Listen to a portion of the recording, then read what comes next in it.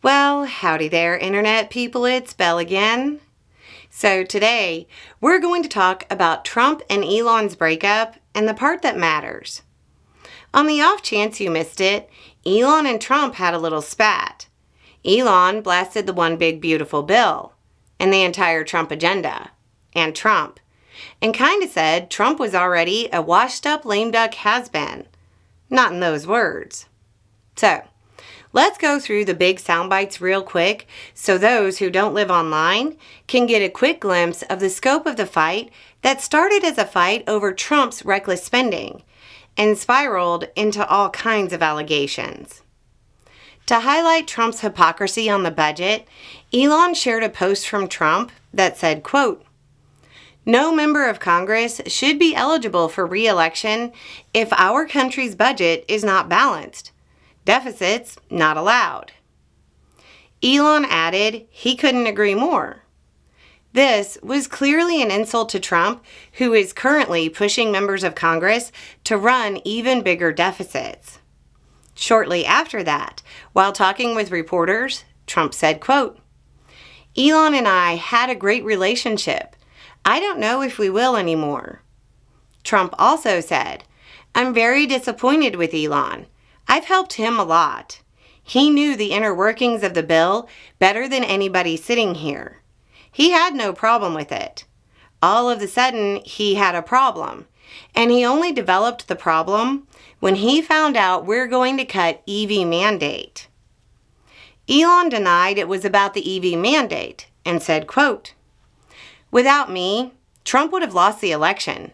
Dems would control the House, and the Republicans would be 51-49 in the Senate. Such ingratitude." Keep in mind, we're skipping over some stuff. Elon went on to call Trump out for the deficit increases and started posting betting odds on whether Trump's agenda fails in the Senate.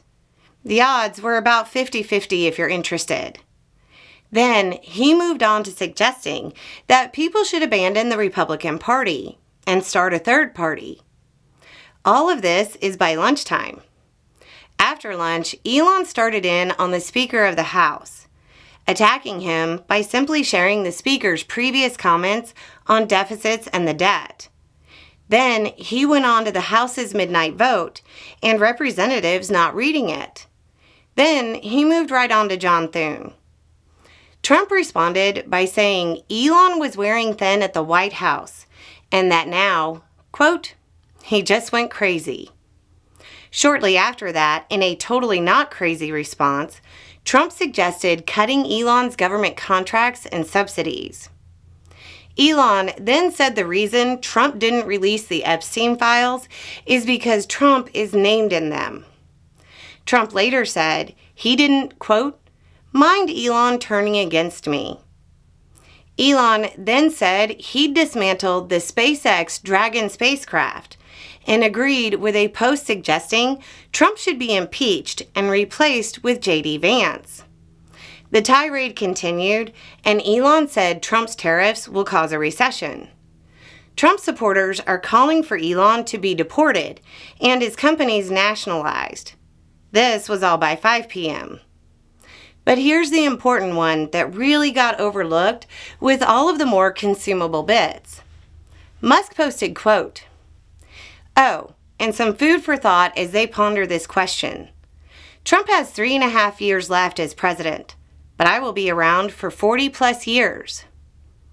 This is Elon calling Trump a lame duck, basically saying that Trump's power is fading and will fade each and every day until the end of his term.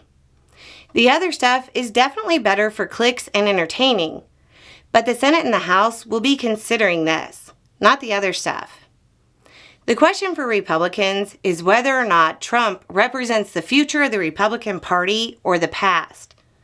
Traditionally, a president's political power collapses right after the midterm elections of their second term.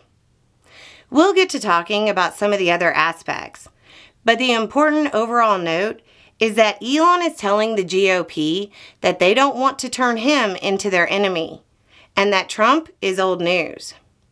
But there is one final thought to put this into context.